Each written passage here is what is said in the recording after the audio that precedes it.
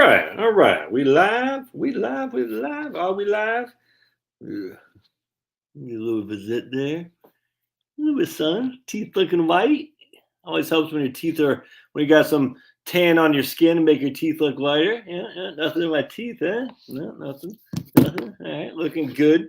Looking good. Ought to be in Hollywood. So we got some good news from Denise, which we'll share with you guys. Which, well, actually, I'm not sure we will share, but she's alive. I do know that. And that's good. So I'm not going to share it. She hasn't given me permission to share, but all right, good. So Denise, that's fantastic. So Denise says, "Thank everyone for their prayers and concerns. Prayers work. I shouldn't be here today, but here I sit sipping broth and dreaming of mashed potatoes. It's the simple things that matter. That's flipping awesome. I'm not going to get more into this just because she didn't say well I could. She didn't say I couldn't, but she didn't say I could. But Denise is alive, so let's start with the prayer, shall we? Heavenly Father, we just thank you for looking after Denise. We thank you for looking after the people who leave this realm too, because this is just one realm and the eternity that we have with you. And we just pray for those who are left behind in this realm who are fighting depression, sadness, just emptiness. We just pray for them. Because Heavenly Father, yeah, losing a loved one is tough. It's tough. And we just pray for them. And we just pray that you give them guidance and strength. That's all we can do is pray. We pray in Jesus' name, amen. The reason I wanted to, well, obviously you can, say it's I absolutely do believe prayers work, but prayers work in what regard? I see. See. This is the issue I have is I'm blessed, but we don't know that it's true. We don't know, and that's assuming that if you don't make it out of this realm, if you don't survive in this realm, that you're not blessed. And I don't know. I don't believe that actually, and I don't think that's what Denise meant. No one means like that. I'm not trying to. I always get concerned because I've had a number of people when I was younger and stupid, and I don't know. I just I don't even know what I'm trying to say. I don't know. I just know that if you're not careful how you say this, when other people haven't had the success uh, that you have, they might take it as, oh, so you think I'm not blessed, and we're all blessed if that makes sense. And again, Denise isn't saying that. I'm not saying she's saying that. At least don't put words in my mouth. I'm just saying my concern is always about I'm blessed because good things happen. That not doesn't necessarily mean that people who don't have good things happen aren't blessed, if that makes sense. I've talked to a number of people with Down syndrome kids, and they'll tell me that Down syndrome kids are the best thing that ever happened to them. It's a chore, and I don't. I mean, I'm not gonna say I'm grateful I don't have Down syndrome kids or anything. I don't have any, but I can only imagine the chore it is. But I've heard a number of people say, "You don't understand. It's a chore. No, there's no two ways around it. It's tough, but man, it's the best thing that ever happened." And so some would say, you're blessed because you don't have Down syndrome, and yet the people who have Down syndrome kids, a lot of them will say, I'm blessed because my child does have it. And I know that sounds weird, but all right, be that as it may. So I'm glad Denise is here. That's good news. That I didn't hear from her for a while, and she's usually pretty quick on the emails, and that was concerning, frankly. It was concerning when I heard that Gonzalo Lira was dead because idiots on YouTube were saying this guy was dead. I was like, man, that freaking pissed me off. Of course, he wasn't dead. It's always concerning when you hear about people dying suddenly, if that makes sense. And and Denise did say, it's the simple things that matter. Dreaming of mashed potatoes, it's the simple things that matter. It's funny because I was listening to this guy today. He says, simplicity is divine. Simplicity is divine. How just such a good way to look at it. If you can't, if you can make it simple, you are divine. And I'm not saying you're God, or I don't take this wrong, but it's just like simplicity is divine. I love that saying. The simpler it is, the easier it is to follow. Just keep it simple, stupid. All right. Yeah, right on, Vaughn. Always thought blessings are monetary when I was young. Blessings are good health, great family and friends, many other things than money. Couldn't agree more. For Denise, it's mashed potatoes. All right. 2 weeks from putting her house on the market and then moved to Hastings. Right on, man. That's freaking fantastic. That is fantastic. That's good stuff. Was very frustrating. Fed raising, I don't get it. Was very frustrating. All right, so what I want to start with tonight, I thought this would be kind of fun. I want to go into, right here. This is I love this article. I just love.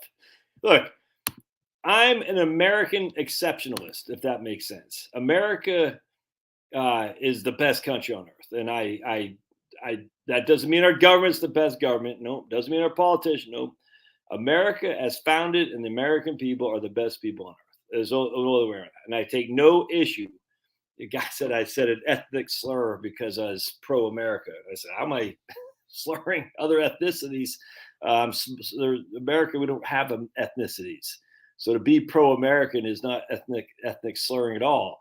It's pro-America. There's not pro-ethnicity. It's pro-America. I love it here, and I will wave the flag for the United States of America. I'm a nationalist, 100%, and I got no qualm with that in the least. People say, it's better, and I literally don't care. Man, I just love it. I love America. Everything about this country is great. We've got lots of stuff that's crappy, but man, I would never trade this for the rest of the world. And we know that America is great because everyone else wants to be here. You'll know when America changes when no one wants to come. That's going to happen at some point. And don't get me wrong, dynasties and empires fall, and ours is on the back end. I truly believe that. It doesn't mean it's going to be 40 years. It might be 100 years, but ours is certainly on the back end of the empire. Now, what's going to replace it? I don't think it's China. I know a lot of people think China. I don't think so. I think China's empire is actually sooner to collapse than ours, frankly. Demographics is destiny. Is all there is to it. I'm not sure. I actually am interested in Africa, frankly. I think Africa, but I used to say this about South America too, back in the 90s, the mid 90s. This was my pure capitalistic days. You know what I'm saying? I thought South America had, but I was wrong. Relative to what we think is success here in America in the West, if that makes sense. That's why I'm pretty keen on Africa, because I don't think Africa has bought the goods that the Western nations have sold, if that makes sense. And I just, I talked to my man Skip Ritchie, who goes to Zimbabwe. I've talked to other people who go to Africa. They just look at the world differently. No other way around that. And I that doesn't mean it's right or wrong. It's just different cultures, man. And I wonder if the days of the monetary debt system will come crashing if a place like Africa, whatever country it is, Senegal, will rise above that, because they aren't based on that. Now, the drawback there is, a lot of the modern stuff that we now take for granted, which is feeding the whole world, they don't do. They just don't. You know what I'm saying? And as such, I don't know how it's going to shake out. I find it interesting, though. I like watching or thinking about this, and I don't have enough knowledge on Africa to really dive too deep in that. And frankly, it kind of bores me because it's irrelevant. I just wonder, though, the West is dying. There's no other way around that. Asia, South Korea, Korea is dying. China is dying. I mean, this is not debatable in my opinion. Japan is dying. So is India the wave of the future? I don't know. I know India is a bunch of different, nation states in one, that's for sure. Tons of different languages. I don't know. I just don't know. But South America, maybe. I doubt it. But, maybe Africa. But who knows? Maybe it's going to be the way it was. I don't know. But it's very, very interesting. Well, it's a mess in what regard, though? I mean, my man says Africa's a mess, sadly. But I don't know. A mess in our eyes, or is it a mess? I don't know. I just don't know. So anyway, well, it doesn't matter, because in our lifetimes, America is still the place to be.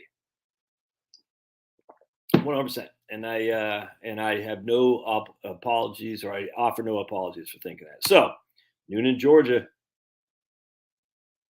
Let's oh man, I tell you, chicken.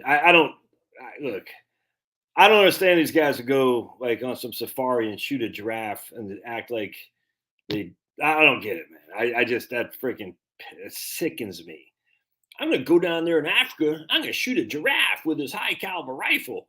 I'm gonna show how my hunting prowess to shoot a giraffe.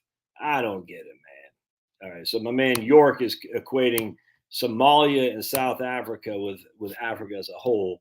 Um, we're one. Yeah, well, we'll see. I mean, there's a bunch of different countries in Africa, man. So I wouldn't just say because of Somalia and South Africa that they're doomed. I don't know. I don't know. I'm not here to defend Africa. I mean, they're not feeding the world. I don't think they. I don't think they can. They don't have the skill set. I think that might be cultural. Oh my goodness, how dare you? I truly do. It doesn't mean, but that's doesn't mean that we are better or they're worse or they're better and we're worse. I just think there's a different way of looking at the world that maybe some of these sub-Saharan Africans have that we don't. Look, don't anyone's offended by this, just leave. I don't have. I'm yapping, but I mean, there's enough evidence to say there's a different way of do things in some parts of the world than we are accustomed to here in the West. We just happen to think the way of the West is the way to do it. If they don't do it, they're wrong. And that's not true necessarily. It doesn't mean we're wrong either because we're white and we're from the West. Oh my goodness, white guys are always wrong. No, it's just there's different ways to see the world, do things. Anyway, yeah, I don't know why people would do that. To kill a giraffe and I say, look at me, I killed it. Um, I don't know. Yeah, right. I don't know anything about hunting giraffe or elephants. You're right. Okay. Wow. So, no disrespect, brother. I got you. No disrespect, my man.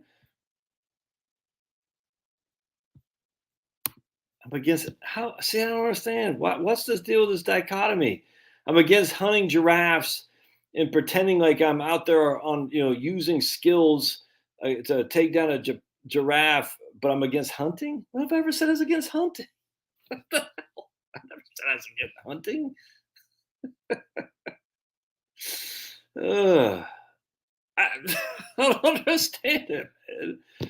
Is one type of animals only allowed for consumption? Well, here in the United States, we got a deer problem. I don't think anyone would deny that. We have deer as a problem, 100%. Thus, want to hunt deer, go crazy. I don't know if they have a giraffe problem in Africa. My assumption is probably not. I don't know. I don't like it though. If a giraffe is just sitting there minding his own business, and some guy goes down there and pays $5,000, that seems like a trophy hunt to me. And I'm like, why did you do that? You didn't like freaking. At least these guys who go on the deer hunting are like, I don't know the first thing about hunting. I'll just tell you right now. And but I'm not against hunting, and my more power. Go hunt deer. I don't have any problem with that at all. None. Go to Africa, spend $5,000 so I can kill a giraffe. I don't like it. Not gonna lie. Sorry if it bothers people. Don't care. I know my man Jeremy is, but you make a good point. What type of animals are allowed for consumption? Are they consuming the giraffe meat? Hopefully they are. I don't know. I just don't like it. I don't like people going down there and they got these big giraffes laying over their thing and say, "Look at me! I took this giraffe out." I'm like, huh? What kind of skill set was that? All right. So Lenny, just get the hell out of here, dude. I can't believe you're back. Why are you here? We've already just leave. Oh my goodness. Lenny's he's not a happy camper. He's been here before, angry. He's still angry now. And I don't get why he's still here. I don't understand it. Ugh. Wild pigs, hunt them all. Boars, by all means, do it. I don't like people going out to Africa and hunt giraffe. Oh my goodness, I'm such a bad person. Oh God. All right. All right. Yeah. So let's go into this just whiners. I can't stand whiners. Oh, I'm whining about whiners. So let's go with this.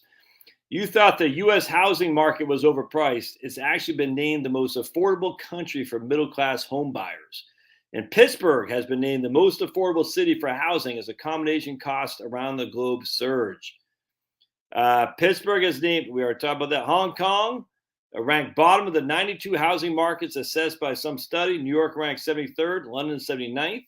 U.S. was the most affordable country in the study, which also examined the markets in Australia, Canada, Hong Kong, Ireland, New Zealand, Singapore, and the UK.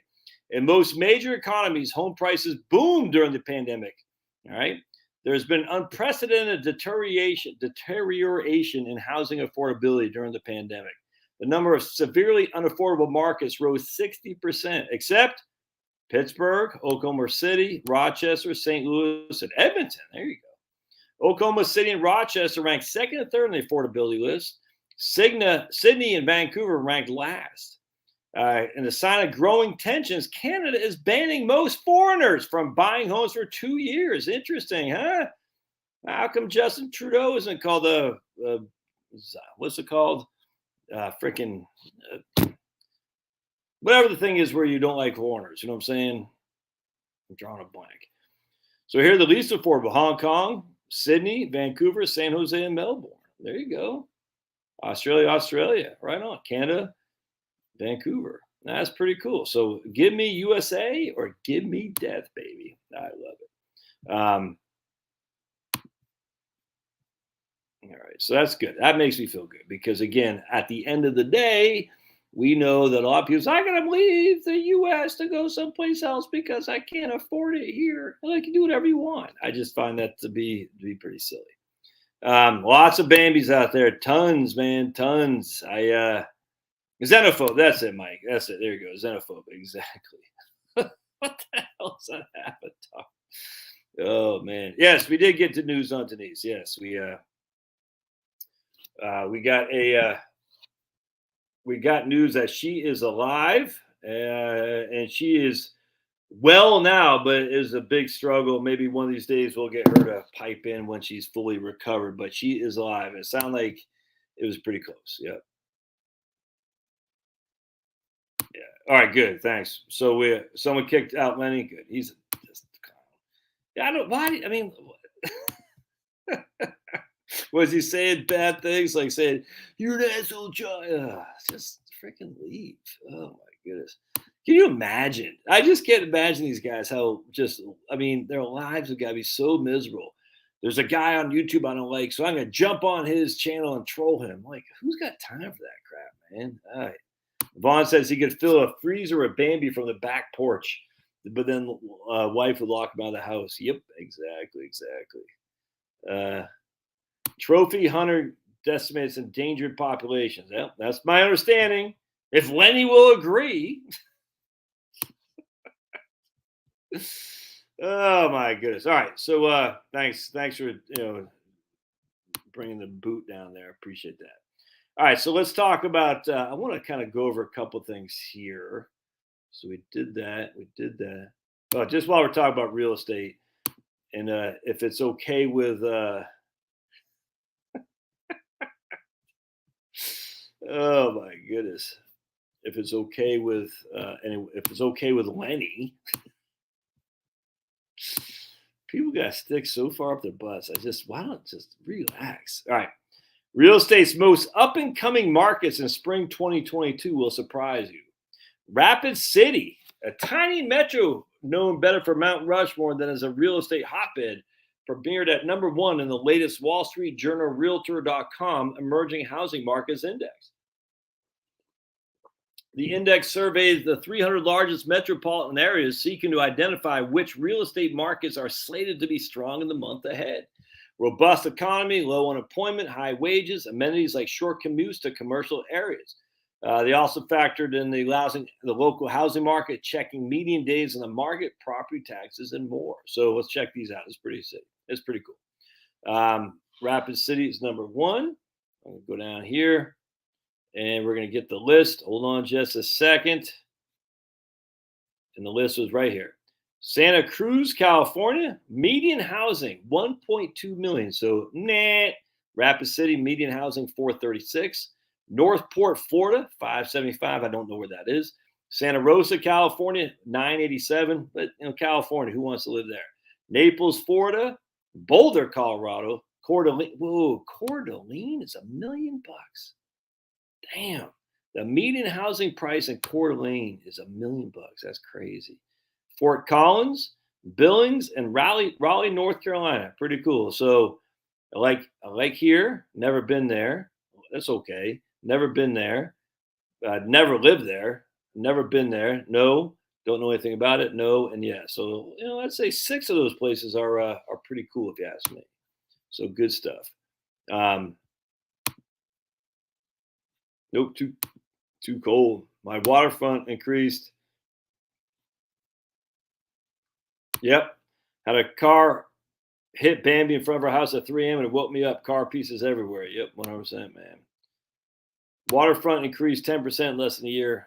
Small lake house. Yeah, there's not that many. I mean, I tell you, there's only so much water out there. All right, so now let's go into. Marcia says Guam has low tax. Wow. 0.7. And I did see your email, Marcia, so I will respond back here shortly. Lowest in property taxes comparison with all 50 states, right on. So I don't know anything about. I just remember I had a guy when I was in the Army named, we call him Guambo. He was from Guam. He looked like he was about 100 years old, short little guy. But this guy, man, that guy could. He wouldn't quit. It's crazy. Robert was his name. Robert Guambo. There's another Puerto Rican guy named Valverde too. Another small guy. These guys, they just wouldn't quit. They were machines. I'll never forget Robert Guambo. I'm telling you, probably 5 foot high. That was it. And that guy would put 150 pounds on his back and walk in the cold of Fort Drum, New York, and he would never stop. It was nuts. Did I find a retirement location? Are you talking to me, Jeff? Macomb,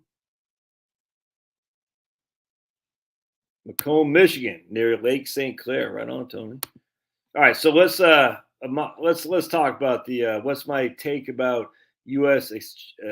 yen. All right, did I find a retire? Yeah, I don't know, man. It's one of those things. Like moving a pain in the ass. I still got 4.5 years before my youngest is out of high school, so we're staying here for the foreseeable future, and that's okay. I like where I'm at. I mean, we got pool.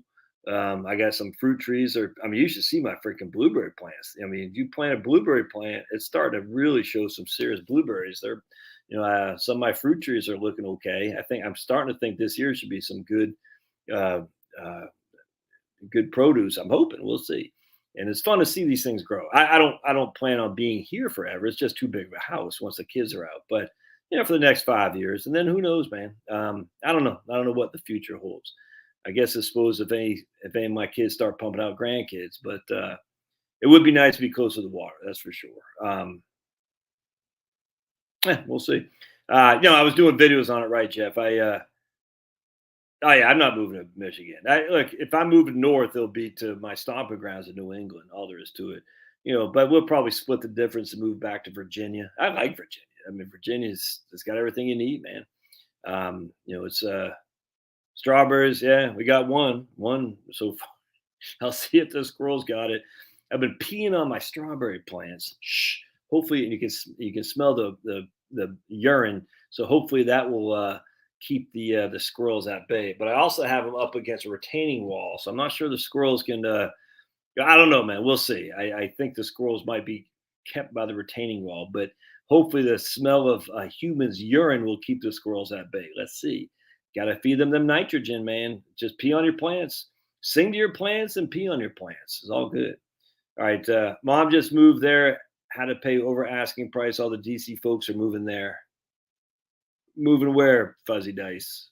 Where's Fuzzy Dice talking about? Hey, Kim, right on. Kim's back. Kim, we got news on Denise that she is alive. Sounds like a struggle, but she is alive, and that's good stuff. And she appreciates all of our prayers. So I was very happy to hear that. Hopefully, she'll share more. She sent a pretty long email, so I'm sure that was she's on the back end of whatever it was. I don't feel that I have the ability to say much more than that because she didn't tell me. And you might be in contact with her too, Kim. That's why I never buy roadside produce. Oh my goodness. All right. So we saw, yeah, see, that's the thing, man. It's, Virginia's just got a lot going for it, man. But we'll see. I don't know. I change my mind every day. Shit, hear my wife. I mean, I still have this fantasy of living back in Maine. I just don't. The problem is, I love the greenery. I love it, man. I love the green, and the green in the Maine summer, the spring to Maine in the summer, and then the fall is fantastic. But that's sandwiched between 5 months of just gray, trees that are dead. You know what I'm saying? It's just that wears on. I think I was reading someplace it was snowing in northern Maine today, and I was like, man, we're already, I'm already getting tan, man. You know what I'm saying? It's like, oh, that just sucks, donkey. That sucks. I was like, I don't know if I could take that again. I don't know. We'll see, but I'm not sure. Oh yeah, definitely throw coffee grounds on there too. 100%, Jake, absolutely.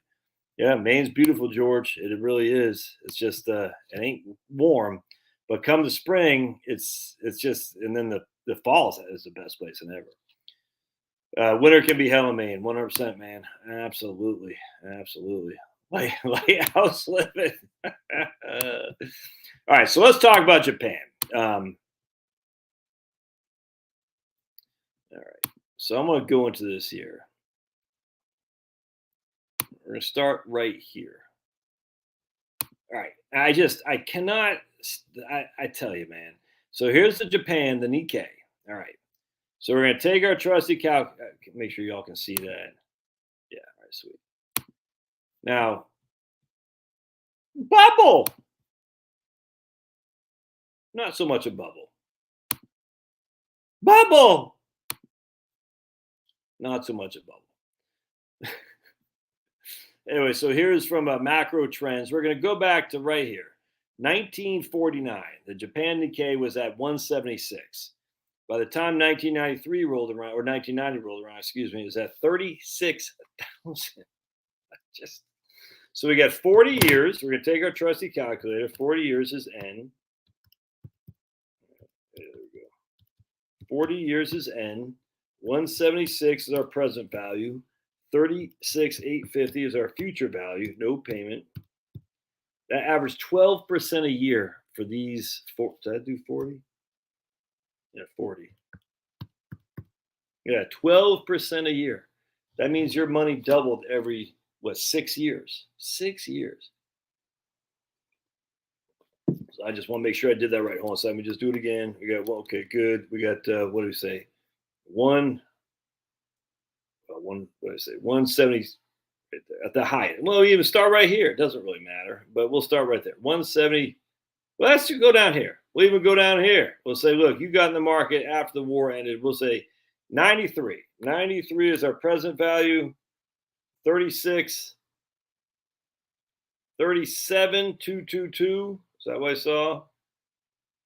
37,724. Future value, 40 years. That's 16%. So you got between 12 and 16% annually. If you have 16%, divide that by 72. That means 72 divided by 16. That meant your money doubled every 4.5 years for 40 flipping years.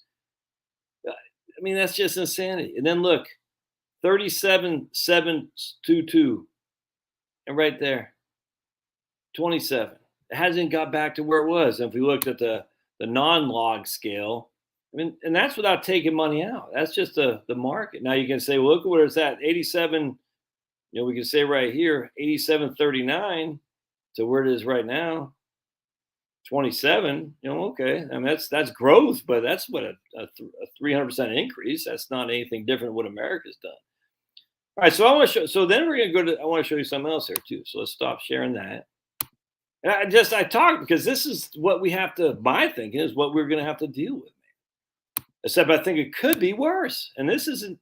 I don't know, but this is what my fears are. We're going to show the 10-year. We're going to show the 10-year government bond. All right, so going back to 1990, when the market was just got decimated in Japan. The 10-year bond was at 7.3. All right.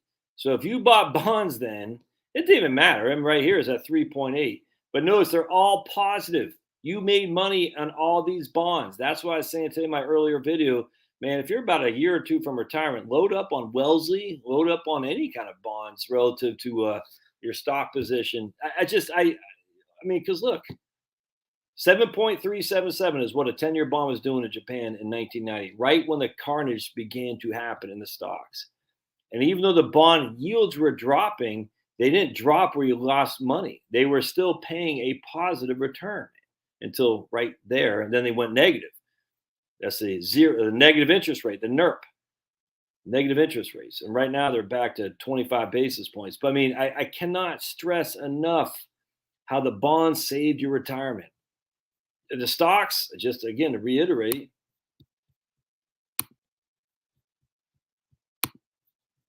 oops, am I sharing this? I gotta share.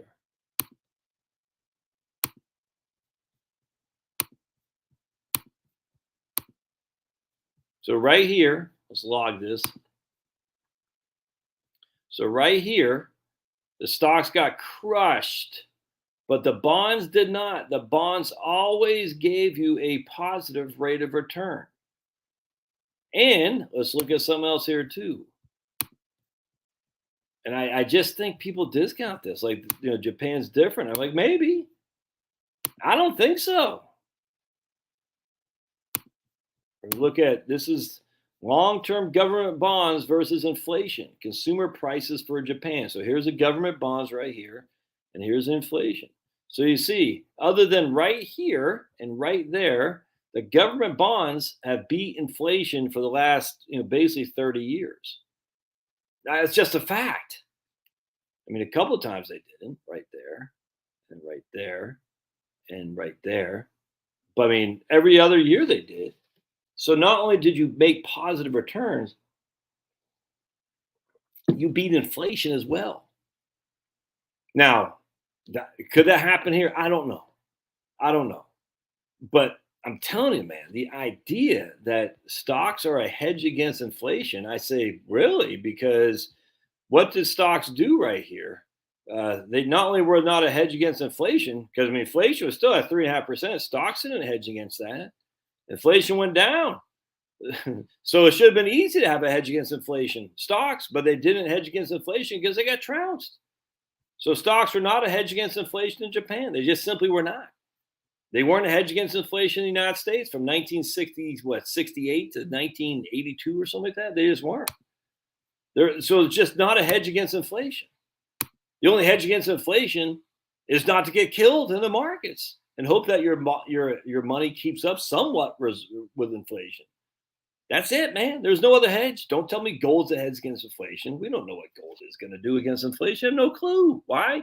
Because the gold market was illegal to own gold until about from basically FDR in 1935 to 1974 or something like that. So we had this ceiling on gold, a false ceiling. And then it just, when you take off the ceiling of the pressure, it goes, it explodes back up until 1980. It just jumped through the roof. And everyone's like, see, it's a hedge against inflation. It just happened to coincide with the 1970s. Thus, everyone thinks gold's a hedge against inflation. It's just not.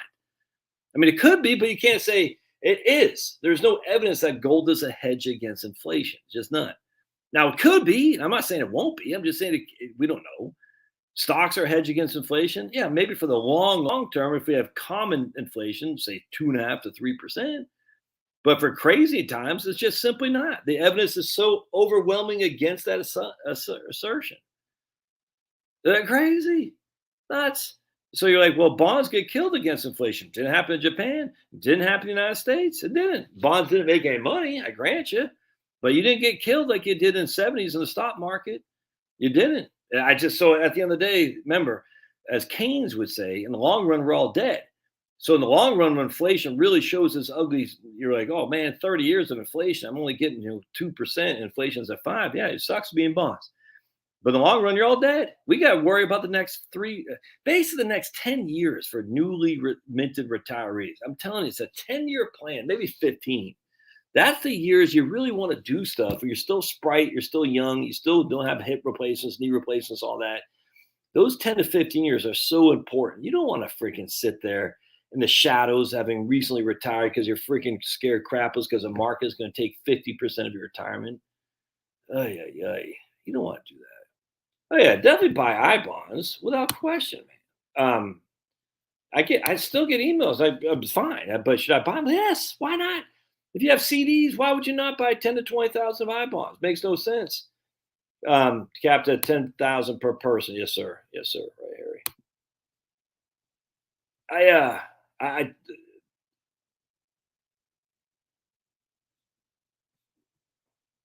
and I just tell you, man, this whole thing with bonds. Yeah, I agree. Let's downside 100%. So the more bonds get beat up, the more tempting it is to jump in. 100%. Especially government bonds because they're guaranteed they can't go bankrupt. Ah! And I'm just sitting there thinking when I see the 10-year treasury now yielding, uh, which means I got to change my scenarios on right capital. Oh, yeah. I don't want to do that. I'm not going to do it. Yeah, I wait for. So right now, the 10-year treasury, let me show you guys something.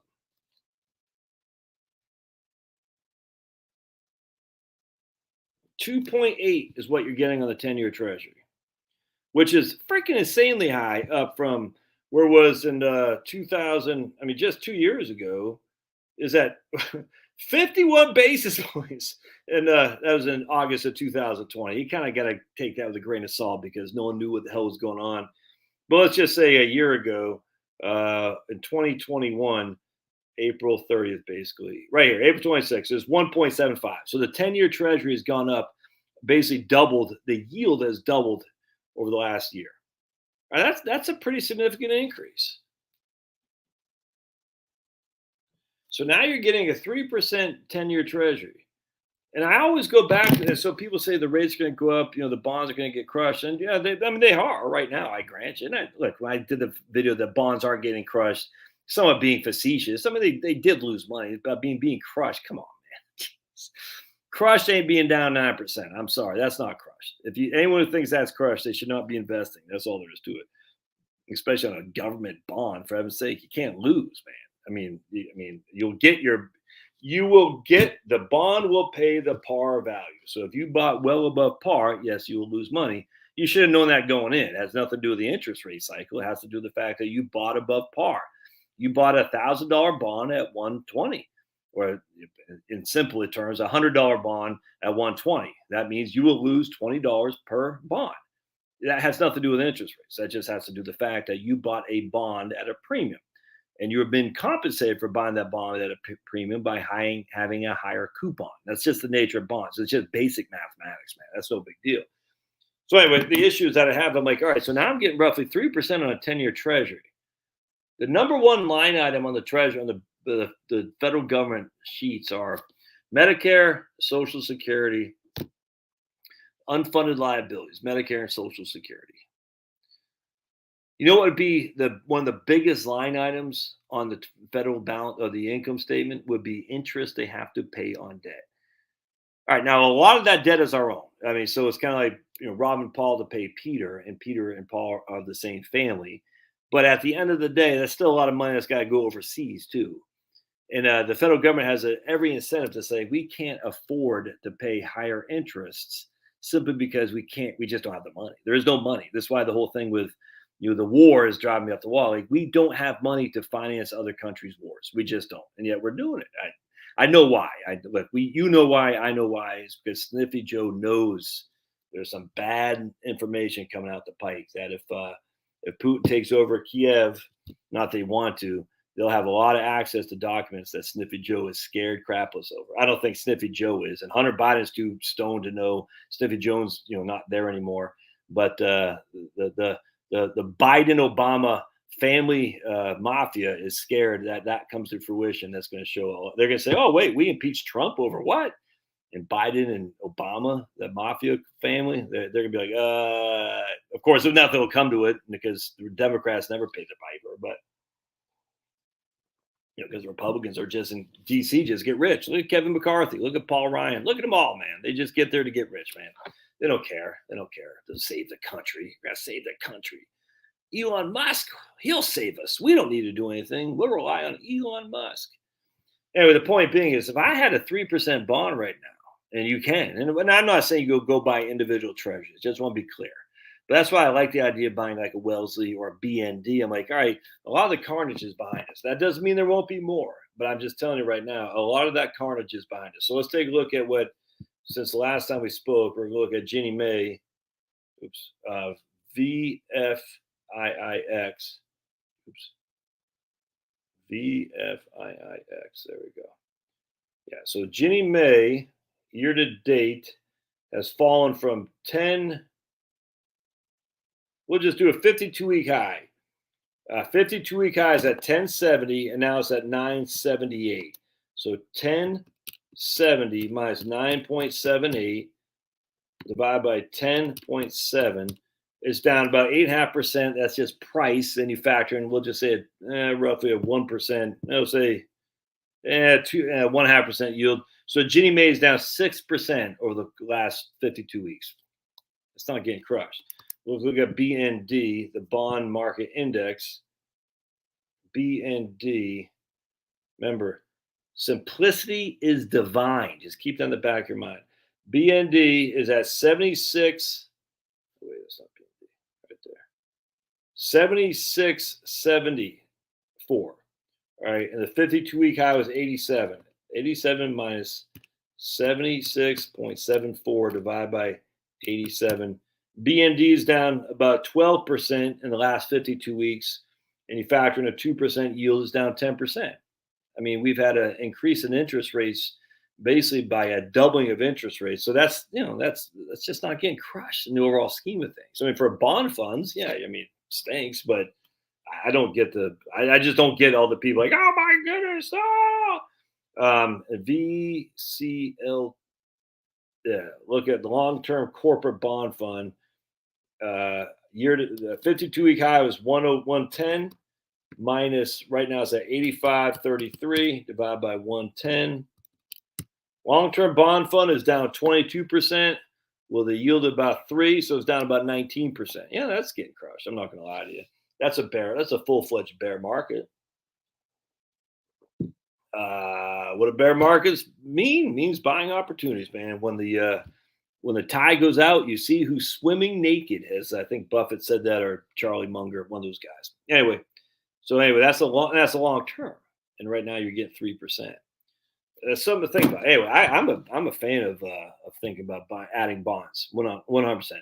Now I already did that. I did that about 3 months ago. As always, I was too early, so I got my I've been Wellington has been smoked for me. Not smoked. I don't even know. I didn't even check my accounts. Wellington. Let's take a look. VWELX. Wellington's at 42.60. So 52-week high in Wellington is 52.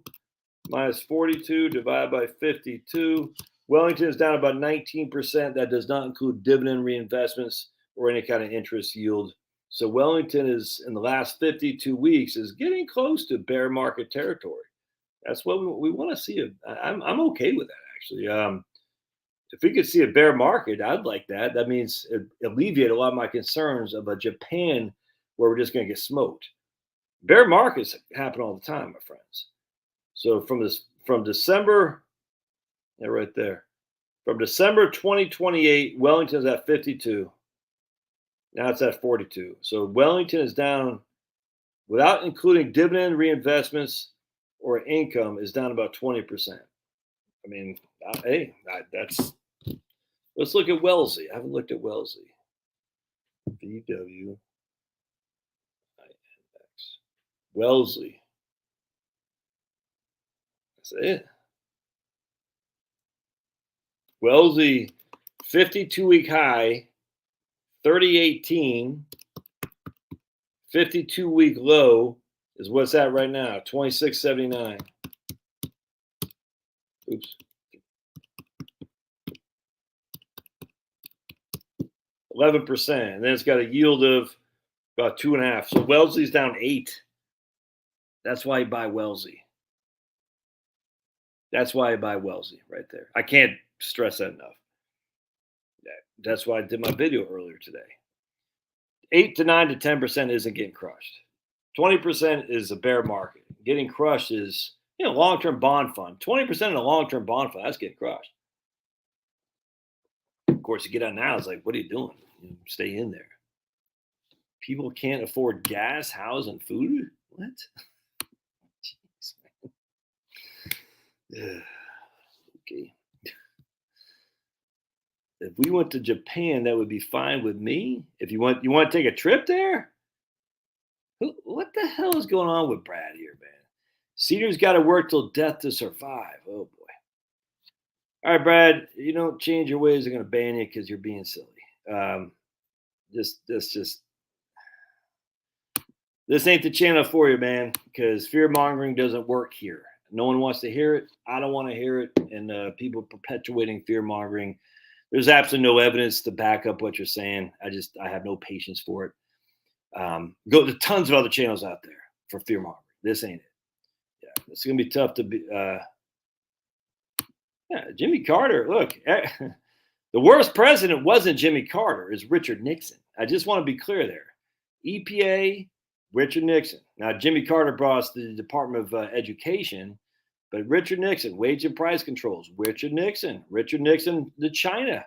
Richard Nixon. We're all Keynesians now. That's all Richard Nixon. That wasn't freaking Jimmy Carter. Jimmy Carter deregulated airlines. He deregulated trucking. Nixon did nothing but regulate the hell out of things. EPA, there's another one too. Don't forget, Nixon was the first person to come up with the idea of a basic income, uniform basic income, whatever UBI stands for. I can't remember. Uniform basic income, a minimum income is what Nixon called it.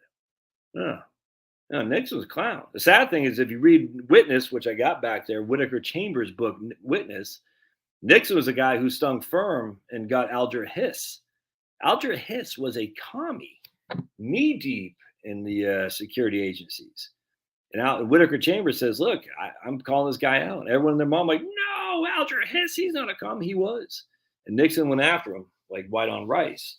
But as a president, Nixon sucked. The worst president we've ever had. Just because he has that little red or R after his name doesn't make him good. That doesn't mean Jimmy Carter was good. Don't get me wrong. But a lot of people say Jimmy Carter's the worst. Like, no, Nixon was the worst.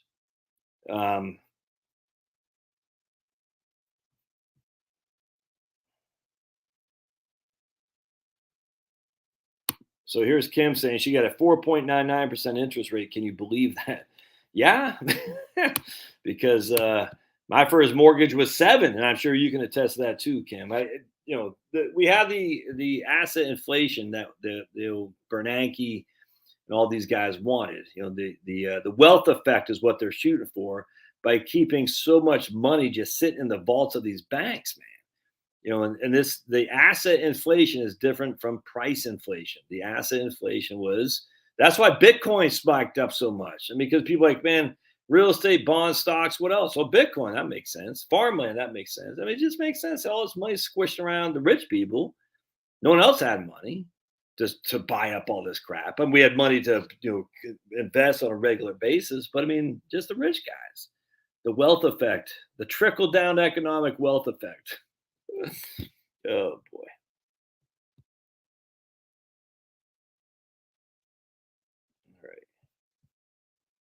Oh, man, I'm sorry. These lockdowns destroyed my daughter's mental health.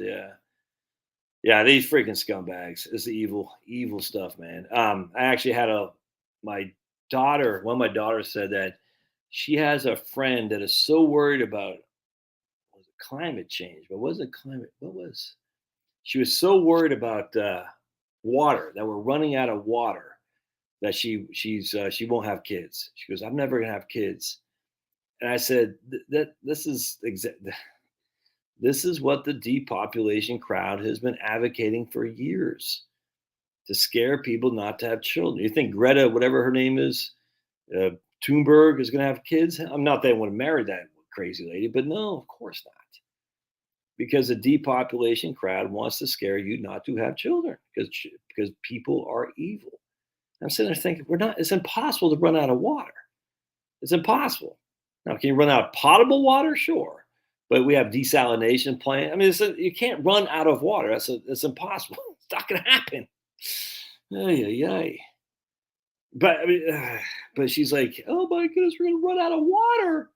It's like these people are freaking evil with their climate stuff.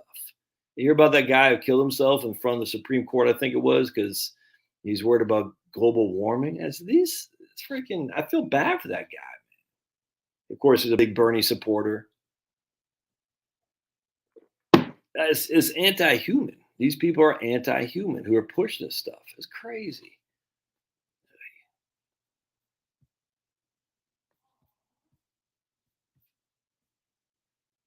Kim says she had a lot of bad days.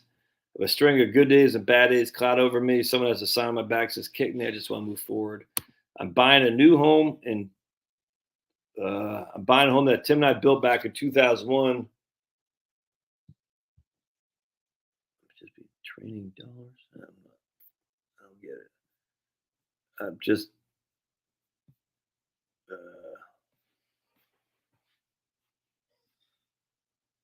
Do we see the SP 500 biggest, fastest drop since 2020? Oh, that's 2 years ago.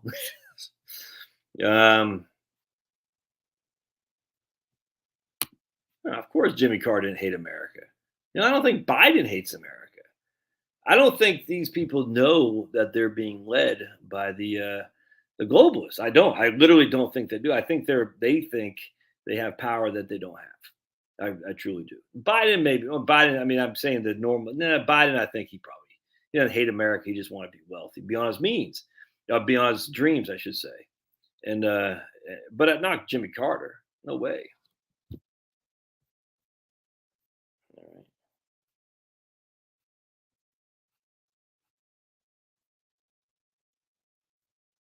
Yeah, I got Brad. I don't know what. Oh boy. Yeah. Buy some I bonds, man. My head of installation is buying everything else. Talking.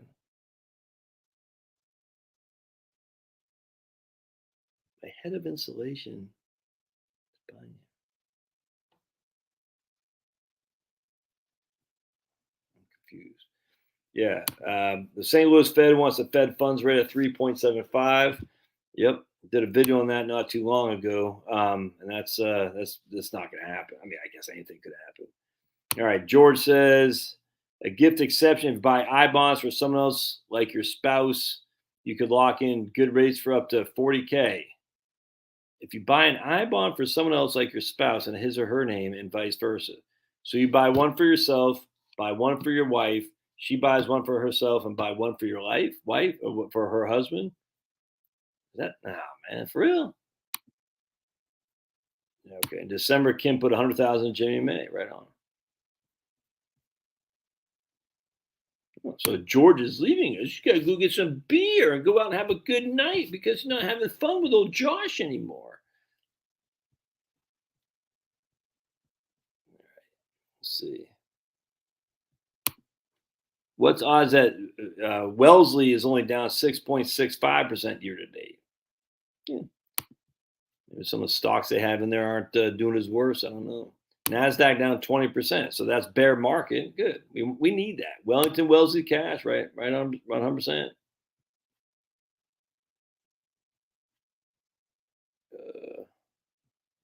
My dog perks his ears up when trucking freight going skyrocket. Some parts are double in the last 12 months. Let's go, Brandon. Ooh, so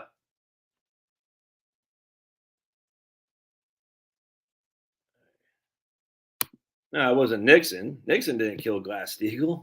Come on, Michael. What Nixon? Glass Steagall was killed by Phil Graham, Bliley, Graham Bliley Leach Act, and I think, if memory serves, it was signed by Clinton. I think, and I was supportive of that. I did. I tell you, I fell for it. I fell for it. All dude, I was the biggest corporatist. I didn't even know I was a corporatist. I thought I was a capitalist back then, but I was the biggest corporatist. I said, yeah, kill Glass Steagall. But it wasn't Nixon. Like, I don't like Nixon, but he didn't kill that. Graham Bliley Leach. Bliley from Virginia, Phil Graham from Tejas. And I even had a Phil Graham for president bumper sticker on my car, either in 96 or 2000. 96, yeah. And then I ended up going for Harry Brown. I voted for Harry Brown in the Libertarian Party. I wasn't voting for Dole, and I won't vote for a squish for Republicans. I was thinking about that today. It's like, man, if Republicans nominate a squish, I literally won't vote for them. I just don't care. I'll vote for the, down ticket, but I'll never vote for another Republican squish for president. I've heard it all. Like, we need to have a Republican. No, we don't. I'll never vote for another squish. And as such, I'll have to turn in my Republican card, which I've had for 30 years and been very active in the party, canvasser, cold caller, fundraiser, the whole thing. But I guess I'm not conservative enough if I don't vote for the Republican squish. That's never going to happen. That won't. Anyway, but I did vote for Harry Brown in 96. I think I voted for Perot in 92. I think did I end up voting for Perot, or did I pull it for Bush? I think I had a Perot bumper sticker on in 92. I can't remember if I voted for him or not, but I remember voting for Harry Brown because I wasn't voting for Dole. I campaigned for Forbes. I was in Arizona. I campaigned for Forbes. When Phil Graham lost the nomination, and that was in 96. Yeah. That's when I turned over to Harry Brown, the Libertarian Party. I campaigned for Steve Forbes because those are the capitalists. I thought him, kind of following the steps of Phil Graham. They were both big on the flat tax. I like the flat tax. I think the flat tax is fantastic. I think the tax code is way too complex. It's such a scam. It takes away so much ingenuity from Americans to actually build successful things, to do productivity, as opposed to figure out the stupid tax code. It's insanity. I can't tell you how many people I respect as business owners. Like, well, if you do this, you can write this off. If you do that, you can write that off. I'm like, this whole thing just is it's so flipping stupid, man. It's such a waste, and I hate it. I hate the tax code, and I do. And I don't do. I mean, I'm a self-employed. My write-offs are basically nothing because I don't want the IRS breathing down my neck. I got a couple of deductions on home insurance, on home real estate taxes, plus my mortgage interest, plus my charitable giving, but it's hardly more than our standard. Well, a little bit more. Probably 10,000 more than my standard deduction between my wife and me. But I'm not writing a bunch of stuff off. I mean, I know you could, but just make it flat tax, man. Be done with it. Say, all right, if you made more than $100,000, you owe 20%. If you made less than $100,000, you owe 10%. That's it. Just like Dick Armey said back in the day. Universal basic income. There you go. Did I say? All right, so uniform. All right,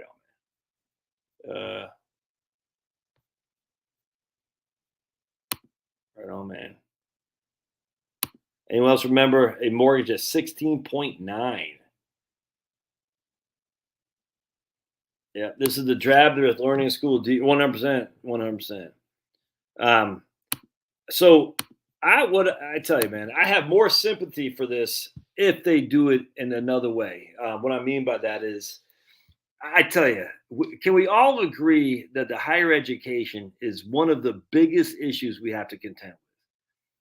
All right. And so I know there's tons of idiotic liberal students out there who don't know how to tie their own shoes. I get that. They were taken advantage of by higher institutions, 100%.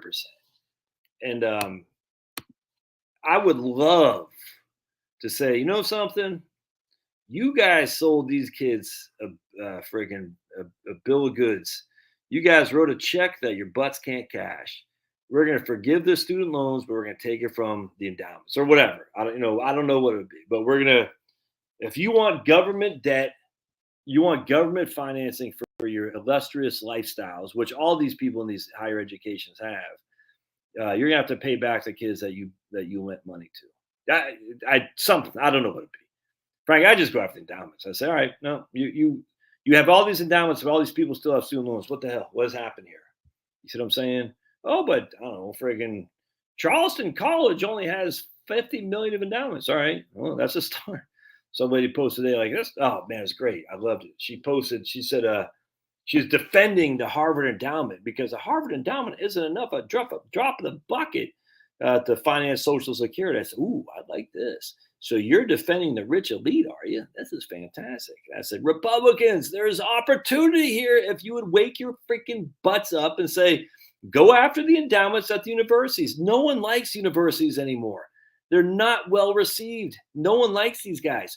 And the fact they have all this money, no one likes these people. It's such an easy target. Oh, we got to make a target. Yes, it's Saul Alinsky 101. Make a target out of your political enemy. It's just that simple. So this chick is like, oh, you went after the endowment at Harvard. That wouldn't do anything to solve its Social Security. I said, ooh, opportunity rings. Go after the endowment and make the libs defend the rich elite institutions that are teaching kids to freaking kill themselves because they're so worried about climate change. It's like a made to order political issue. Oh my goodness. Has nothing to do about will you actually fund Social Security with the endowment money? No, but it's a great politics. And politics is done by getting people emotionally tied to your actions. Then you say, yeah, we are actually going to use this to help Social Security, keep Social Security solvent, and do it. We know it's not going to solve the whole issue, but it's a freaking step in the right direction. And then you can get the CBO if you want, the idiots at the Congressional Budget Office to write something. Okay, we're going to say we're going to tax it down with 25% a year on income. I don't care what it is. Net unreal, I literally don't care. 25% on their gains, 25% on income. I don't care, but we're going to tax them. We're going to tax universities now because we've been funding them with tax-free money that you and I as taxpayers are paying for with taxable money to us. So also they can preach anti-American crap and say there's 80,000, different people that men can have babies. And it's the whole thing. All right, so we're going to say, yes, we're going to go after these schools because we've been financing and we've been socializing the risk, i.e. you and I, Joe taxpayer, have been taking the risk and privatizing the profits for them. Not for us, but for them. It's such an easy win. Oh, it's such an easy win. But here we are in Georgia. We got an election coming up.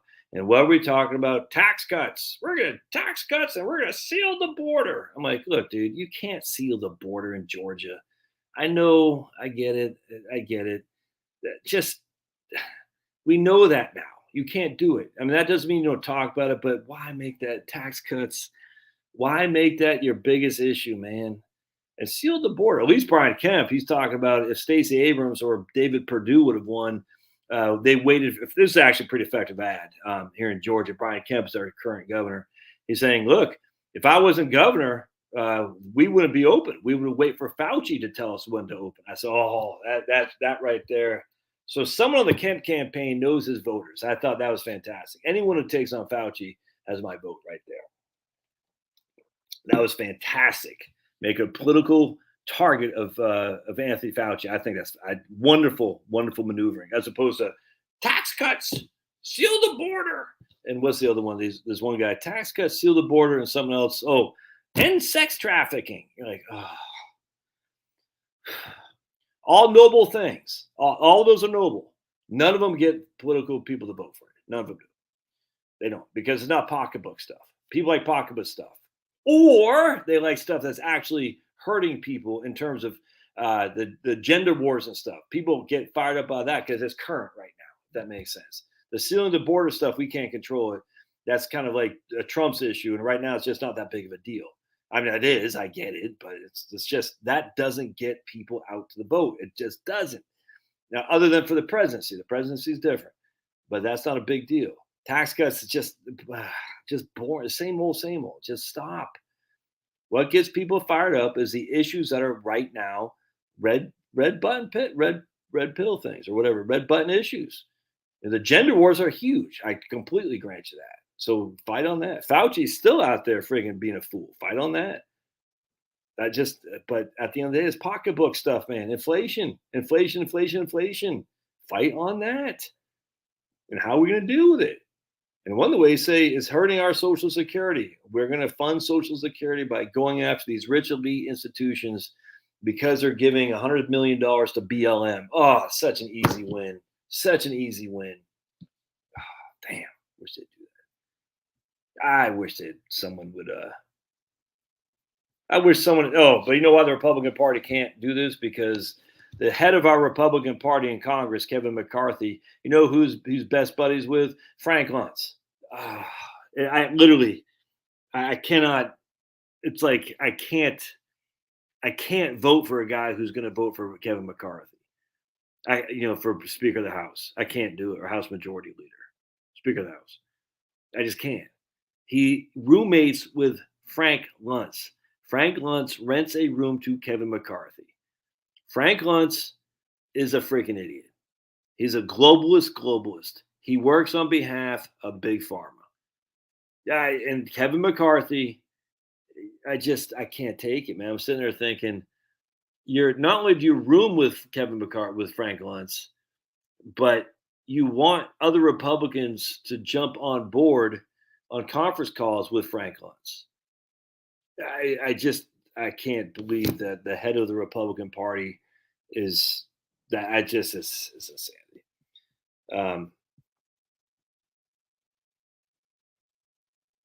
Yeah, what I'm saying, it's very unpopular, but you got to couch in a way you got to couch it differently.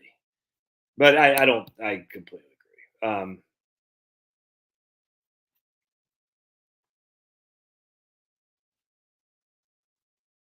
What I'm saying, there's no way they're hitting three. If you all think the Fed is going to get to 3.75 on the Fed funds rate, I got a bridge to sell you in Brooklyn. And I got some oceanfront property in Arizona. From my back porch, you can see the sea. The Fed is not going to have a 3.75 Fed funds rate. Give me a break.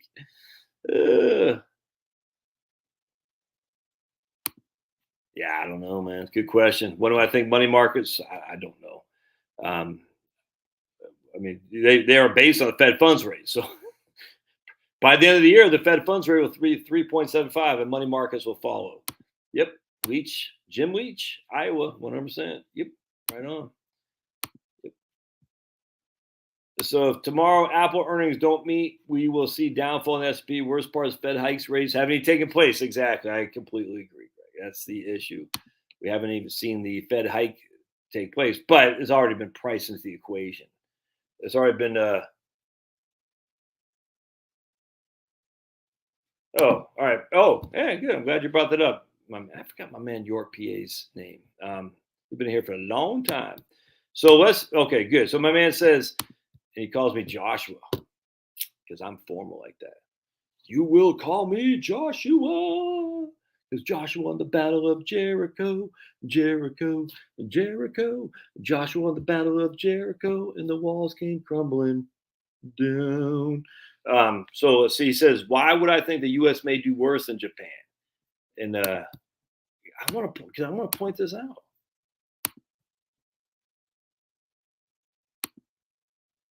Right there.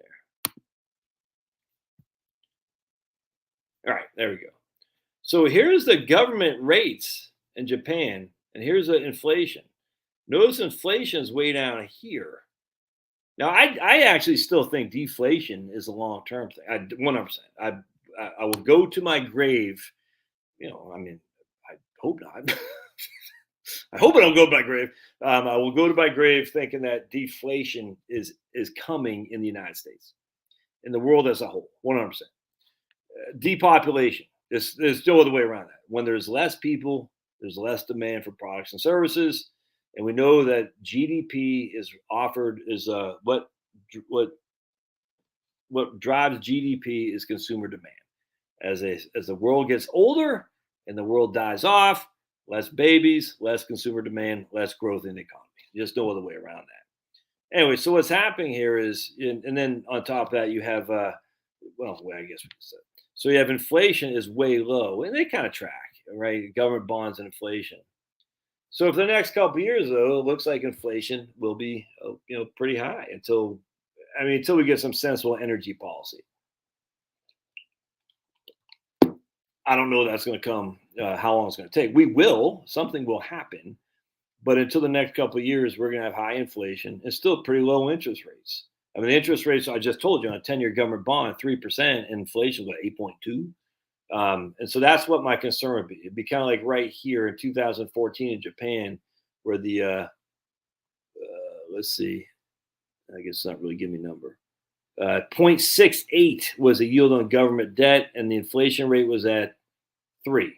So that's basically where we are now. A 3 times higher inflation than government debt. I actually don't expect this to happen. I think inflation will be low and will drop, but it might not happen in the next couple of years. So I think it could be high inflation a la 1970s with still quite low interest rates a la like we've had right now. If that happens, it will make the government bonds not nearly as viable as they were in Japan.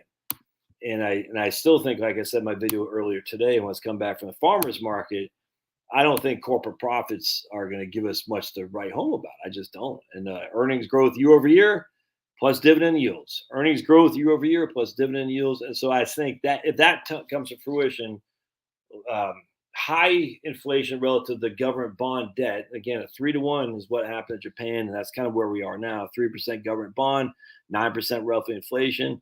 That continues on for a year or two, and then lower corporate earnings. That could be pretty bad, man. That's 1970s all over, 100%.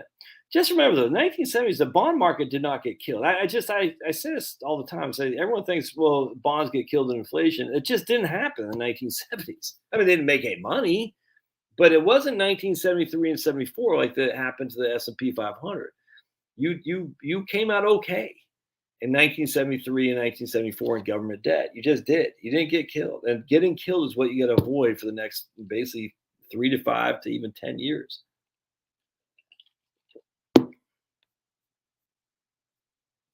Yeah, man, it's funny. Michael says, everybody get cleaned up. We're going out because we refinanced the house for 16%. That is funny. Oh, of course. Yeah. Why did Nixon take off the gold standards? Absolutely, because we're all Keynesians now. We got to create demand by giving out money to the government. And Reagan said, no, supply side. The Keynesians are demand side.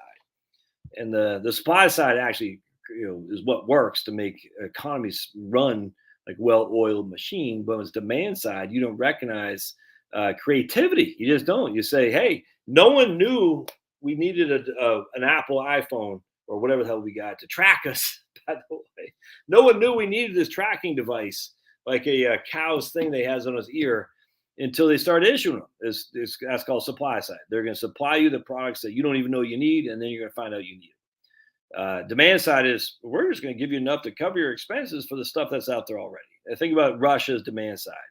We'll give you, freaking a cot and 2 hots if you're lucky. And the United States is the supply side, no, because we can supply products that you don't even know you need with our ingenuity and creativity, all because we're motivated by profit maximization and entrepreneurship. We're going to give you products that you can't be without, that you don't even know about. It's just human. The ingenuity of human beings have just left alone. It's fantastic. That's why I still love America. We're still the freest country there ever has been. It's not nearly as bad as what people think. It's just not. It drives me crazy. Do people not remember? It was only in the 70s, man. I don't know where I got that book. But in Massachusetts, if you try to homeschool your kids, you could go to jail. Jail, I tell you. In Massachusetts. It's crazy. And other states, too. They had the Blaine Amendment from a senator from Maine because they didn't like Catholics. They were scared crapless about homeschooling because they said, they're going to teach our kids to bow to the Vatican as opposed to the flag. It's the Prussian model that was built on the old 1890s and 1880s German Prussian model that says we want citizens, not free thinkers. And they've been very good at it, and they're good still. But there's alternatives now to that crap, be it homeschooling, be it YouTube, being there's tons of alternatives. That's why to be depressed and down the dumps, it doesn't make any sense. You're like, no, yeah, we got idiots running the things. We've always had idiots running the things, man. Give me a break. The 70s, the Maggie Thatcher, Ronald Reagan, and friggin' John Paul II, the 3 beasts that defeated socialism in the West and communism in the East. And that opened up a lot of things. There was a lot of bad things that came with it. I do think the globalization was bad. I 100%. The globalization in of itself isn't bad, but the way we pursued it maximized profits of the wealthiest elite. I do think that has proven to be bad, 100%. We've allowed corporations to run everything. But the idea that corporations didn't run everything, are you not familiar with John Rockefeller? I mean, come on. It's like the idea that, it's like the idea we all had pensions before 1974 with ERISA. No, we didn't. It's just freaking idiotic. It's idiotic. It's what we always look at. We always look fondly in the past. And because we're scared of the future, we look fondly at the past. Not all these people have pensions. It's simply untrue. It's not true. Vast majority of people had no pensions, by the way. It's just a fact. All right. There's no 401ks or pensions back then. Just a flipping fact. All right. Just FYI. There's no air conditioning in Phoenix, Arizona. Facts. You know what I'm saying? Just FYI. So just as people say, why do you need air conditioning? I had a guy, because I posted on a video about air conditioning. Oh, is that my ethnic slur one? Yes, that's the guy who accused me of being ethnic slur. Because I said, yeah, man, we like our air conditioning. We like our dryers so we can smell good, unlike everybody else. And he was really upset by that. But by the way, so not only the modern comforts some we've come to appreciate and actually demand nowadays, they didn't have them back then. They didn't have pensions back then. We don't have pensions now either. Oh, but by the way, we got these things called 401ks, which is your freaking money. It's portable. All these people say, it was a good back in the old days where I sat there on an assembly line and put these two freaking widgets together 8-9 hours a day, doing this, but I got a pension. Oh. Now I said, no, I don't want to do my assembly line stuff. I want to take my money and start my own business. That's how I did this right here. Is Brad still on here? Brad's probably like, oh, the 401k is the biggest scam in history. Yeah. All right. No, I'm not deregistering as a Republican because I am Republican. If it wasn't for the Republican Party, there would be no Second Amendment right now. And for that, I'll always be aligned. Until they come anti-gun, which the Democrat Party used to be pro-Second Amendment, and then they went anti-gun. I mean, it's how things have changed. But as long as the Republican Party adheres to the Second Amendment, that's you can't have a first without a second. Just always remember that. And at least the Republican Party plays lip service to abortion. Actually, that's not true anymore. The Republican Party in the states they're freaking kicking ass, man.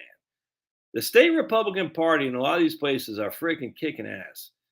I'm talking about the DC establishment. They can all kiss my butt. But the state stuff, and there's a lot of good stuff going on, man. And it's good. It's good stuff. Wait till this year. Wait to see the state legislatures. How many state legislatures? Let's go to let me see something here real quick. You made me feel like dancing the night away. You made me feel like romancing.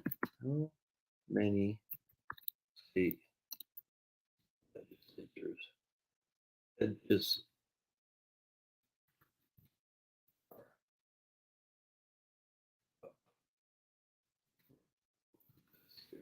take a look. How many state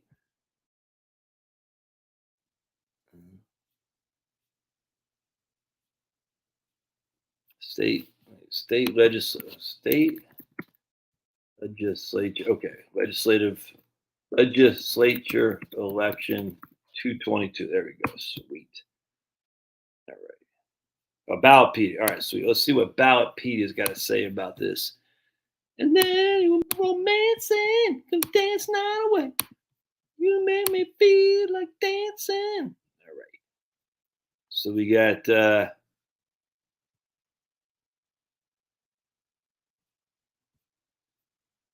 88 of the country's 99 state legislative chambers would be up. That represents 6166 of the country's 7,300 legislative. 84% of the state legislative seats are going to be up in 2022.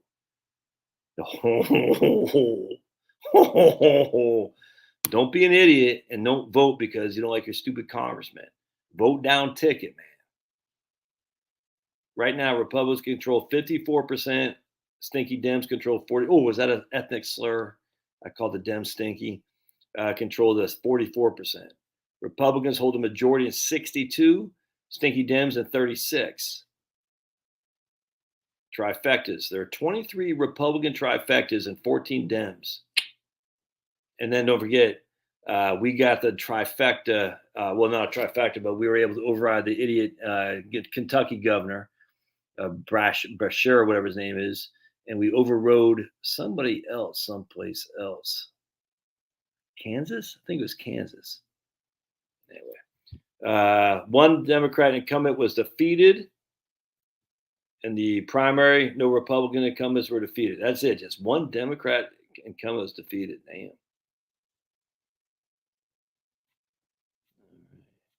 Look at that. Elections by state. So if you're not voting, man, and you live in freaking Oregon, get your butt out there. Make sure you're registered. Because even if you don't vote, trust me, you will vote. My vote counted. Counted for Biden, but it counted. All right, so let's see what we got. Yeah, so there's Alabama. Got 74 Republicans and only 28 stinkies. That's fantastic. All right, so anyway, that's good. So the state stuff is huge. Obviously the state relies a lot on the feds, but man, get your butt out there and vote for the R, because if they're state legislature, they're most likely going to be friggin'. They're going to be fired up, dudes. They overrid somebody on CRT stuff. I forgot where that was. Virginia. It wasn't Virginia, right? Do I follow safe harbor for estimated taxes?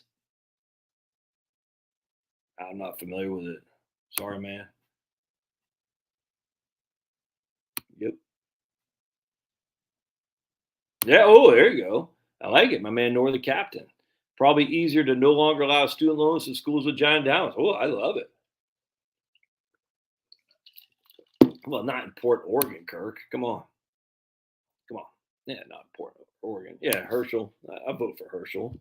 I don't expect much. He had a pretty crappy commercial today too, though. I mean, it was good. He was talking about Herschel, but what did he say? He endorsed by Trump, and that's okay.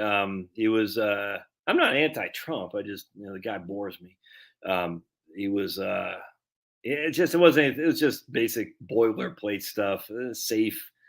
I wish they wouldn't do that, but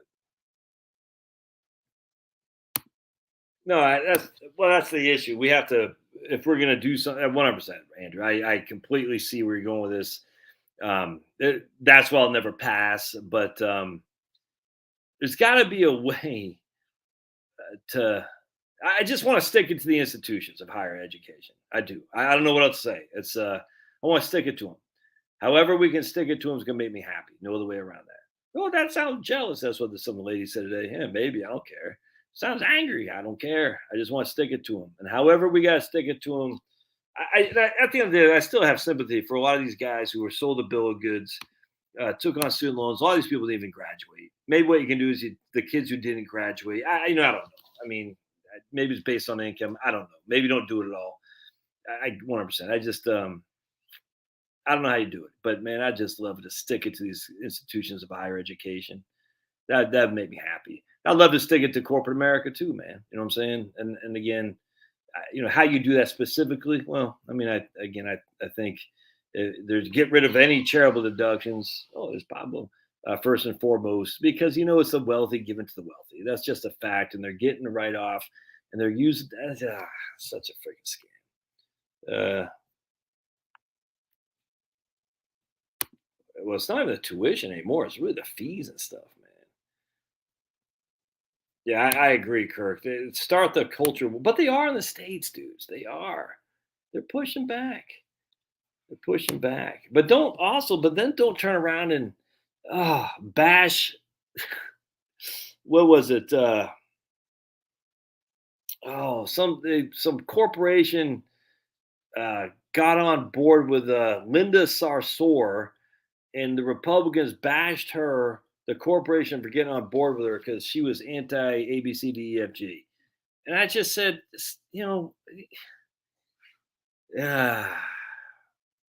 this is what happens, is that what was 10 years ago, just not. Now we are backing. We're backing companies. I'm just like, we're now accepting this stuff that just 10 years ago we were saying, no, man, we don't want this mainstream. That doesn't mean we put people in jail, for heaven's sake, but we don't want this stuff mainstream. And now it's just like that. We're like, oh man, they're aligning with Linda Sarsour. Don't they know her stance on LB, A, B, C, D? I was like, you just legitimize all that stuff. And that doesn't mean you hate people. It just means let's not legitimize things that we should. They do it all the time. Yeah. And who are you gonna put in there? David Perdue? And normally I'd vote for Candace Taylor. I like her a lot, but and I hate to say it, I will vote for her in the primary, but she's not going to win. Not going to happen. So we'll vote for the primary. When we got to do write her in the general? No. I mean, this is the issue. Kemp kept the state open against Trump. And that, for me, is I got nothing but respect for that. Now, is Kemp the best governor ever? No. Did Kemp rely too much on Brad Puffenbarger to get the stupid election fraud dealt with? Yes. Did Brad Puffenbarger send him a freaking bill of goods that because Brad, for some reason, was steamrolled by Stacey Abrams? Yes. Is Brad Puffenbarger, should he win Secretary of State? No, absolutely not. But I don't know if anyone's running against him. I certainly hope so. In fact, I wonder if we have. Hold on a second. Georgia. I hope we got someone running against Brad because that guy's such a clown. State elections. Oh, man, it hurt my wrist. My wrist hurts. All right. So who do we got? Primary. Come on. Do we got a Republican run against Brad? I hope so. I bet we don't. All right. Hold on just a second. Hey, we do. All right. So who should we vote for? Oh, see, this is where it sucks. We got a couple of people going to split the. Oh, man. Republican primary. All right. So I guess I don't know who Jody Heiss is or Tori Hudson. Let's see. Who are we going to vote for? Oh, wait a second. All right. So Jody Heiss, he's in the House right now. Okay, good. So he's an elected guy. Dude, they make 174 in the House. Oh, he's congressperson. Okay, there you go. All right, good. So he's congressperson. All right, damn, that's nuts, dude. I thought the Georgia State House. Like, you crazy? All right, so who's the other guy? Tori Hudson. What's his deal?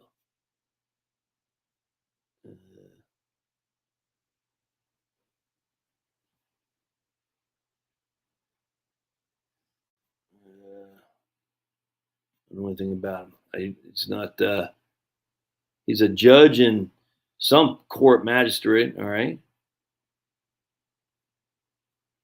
All right. I'm not sure that's enough firepower there to take out old Brad. So I'm going to vote for Jody Heiss. I'd like to vote for the black guy, but I can't because I don't think there's enough firepower. So Jody Heiss is our guy right there. So vote for Jody Heiss for Secretary of State. He served as a pastor for 25 years. All right, there you go. Southwestern Baptist, huh? Is that the one in Dallas? Southwestern Baptist Seminary? All right. He was a conservative radio talk show host. Okay, good. Good. All right, I'm voting for Jody Heist, and you should too. Oh yeah, man, I hope this guy. Oh boy, I hope he's getting some stuff out there because we can't have Jody and the other guy splitting the ticket. That's can't have that. All right, so vote for Jody Heist for Secretary of State. Yeah, right here. China's exactly, man. Yep. Yeah, and it might emerge as the number one superpower. I don't know. I don't think so. It's just too many conglomeration of ethnicities, of cultures, and whatnot. Oh yeah, dude. Oh, look, man. At the end of the day, Jesus was, and forever will be. Everybody loves Jesus. They just don't know it, but everyone does, and they will know it. But Jesus loves us all, regardless. That's for sure. Yeah, 100%. I completely agree with Andrew. Third party will never work, not in the United States. Yeah. So the market, basically, the market's assumption, Steve, is that Steve Burns, you know who his dad is? Anyone want to take a guess who Steve Burns' dad is? Montgomery. Classic. Montgomery Burns. All right. So basically, the market's numbers today are forward looking expectations. So it's always forward looking. So basically, they're pricing in Apple earnings. So they think Apple earnings are going to be $3 a share. I'm literally pulling that in my butt. So their price is based on a consensus that they think Apple earnings will be $3 a share. If Apple earnings come in higher, that'll probably make this stock go higher because their earnings were over expectations because the price was already baked into the cake. If the Apple earnings come in lower, that'll probably be a sell-off because they're like, "Whoa, we thought $3 a share, now it's only two. Holy crap, what's going on there?" And the same thing with bonds. They say, hey, the minute the Fed says they're going to start raising to this level right here, we're going to assume it's already done. And so we're going to price it in there. And as such, the bonds have already lost value simply because the Fed has said we're telegraphing. We are going to do this, if that makes sense. So when the Fed actually does it, it's already happened. It's already happened in the bond market in terms of the prices of the bonds.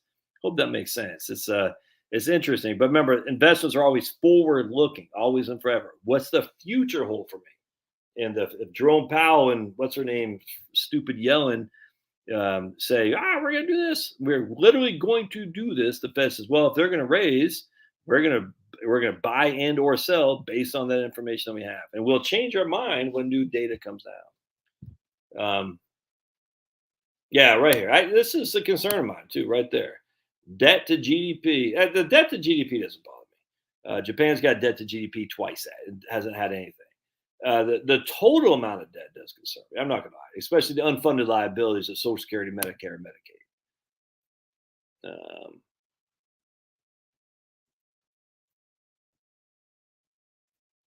World Health Organization does love Joe Biden, Harry John. Oh man.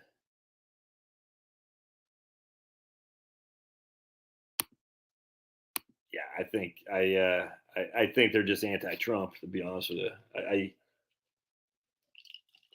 I think a lot of these people truly have hate in their heart for Republicans, 100%. Well, you have hate in your heart for Democrats. I actually don't. I don't. I just have hate in my heart for evil. And some of the Democratic policies are abortion after birth is evil, 100%. And I don't hate the sinner, but I absolutely hate the sin. That's for sure.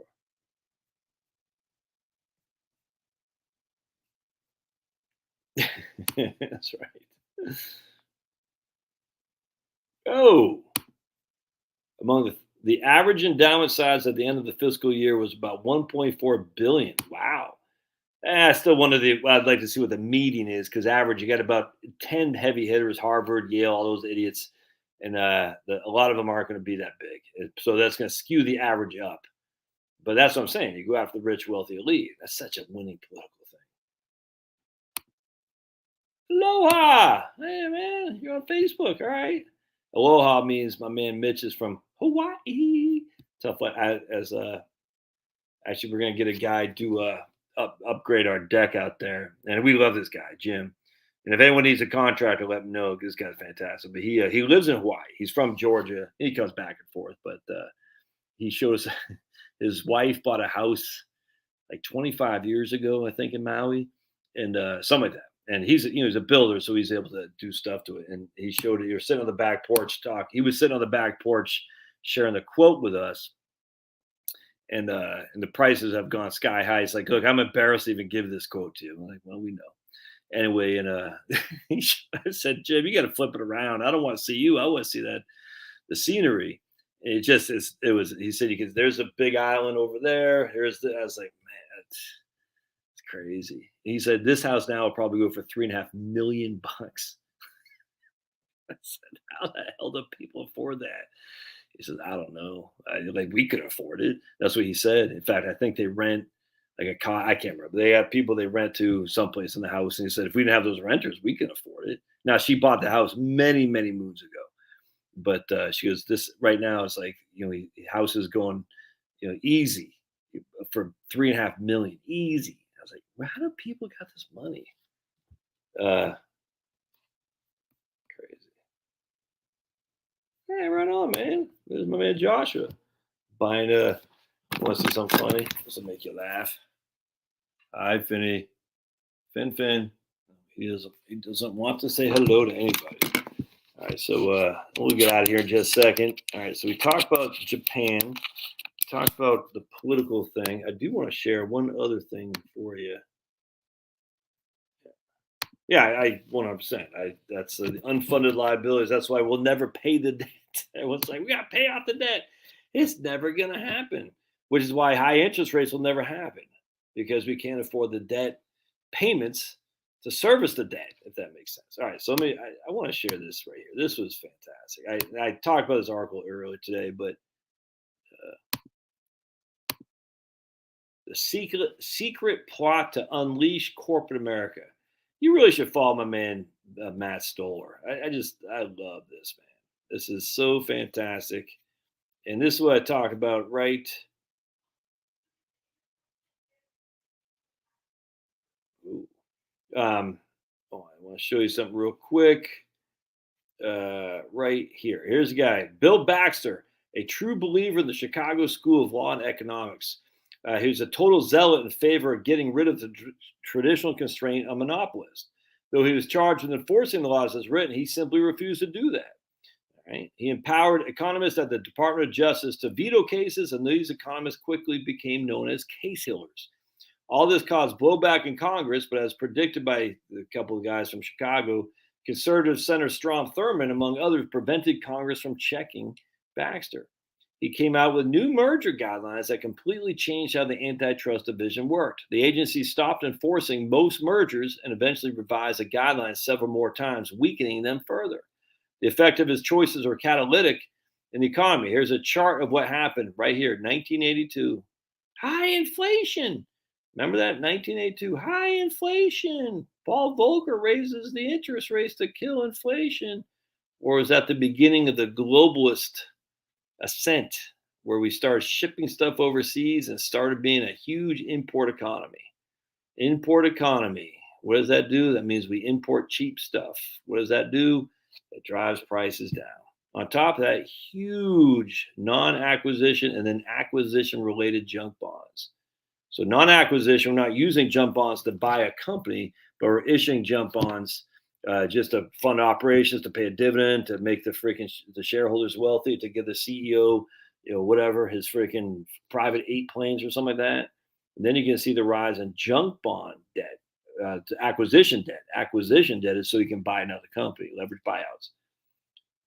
Mergers and acquisitions, and there you can see the number of dollars in terms of total mergers and acquisitions. It went from freaking, I don't even know what that is, 2 to freaking 230 billions of, which one's which? I'm not sure which one's which. But anyway, it went from whatever this is down here to whatever that is up there. It doesn't matter. It's huge increase. Let's just put it that way. All right. But this wasn't just a 1980s problem. Clinton, Bush, Barack, Trumpster, they all continued the successful framework of the next 40 years. And here now we're seeing, we got, hence there are now problems caused by corporate concentration everywhere, from Live Nation to Dollar Thrifty to Google, through our food system. America became a nation controlled by billionaires. And every subsequent bailout or financial boom was used for, among other things, mergers, to include the present day. Here's a chart of what happened after the CARES Act right there. And look at the mergers and acquisitions. Crazy, just running through nuts. Now, when Republicans get back into power, Apple and Disney have to understand one thing. Everything will be on the table. I don't think so. Not if we got Kevin McCarthy, because he's a corporate. Everything will be on the table. Mitch McConnell, I don't think so. These guys are corporate. Look, they're not going to freaking do anything on the antitrust crap. No. But if we get a guy who runs as a president who signs people to take on the corporations, the Tom Donahue run Chamber of Commerce, U.S. Chamber of Commerce, that'll be good. Trump kind of did it,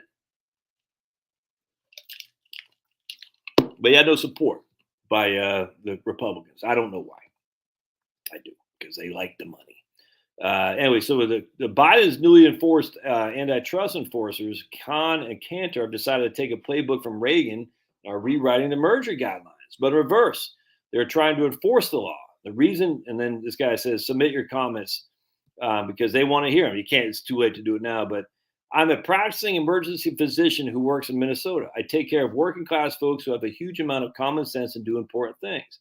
Repeatedly, I've seen how private equity and corporate ownership of practice groups, ambulance companies, and even hospitals hurt these people. Yeah, exactly. They inflate costs for the sake of profit to the point where patients refuse critical admission and transport because they know they're going to get stuck with a bill that might bankrupt them. 100%. We got an anonymous retailer looking at ag fertilizer monopolies. I'm an ag retailer in the Midwest and I have only 2 suppliers. If I don't know what UAN is. They price their products the same and control the market. It's hurting the farmers.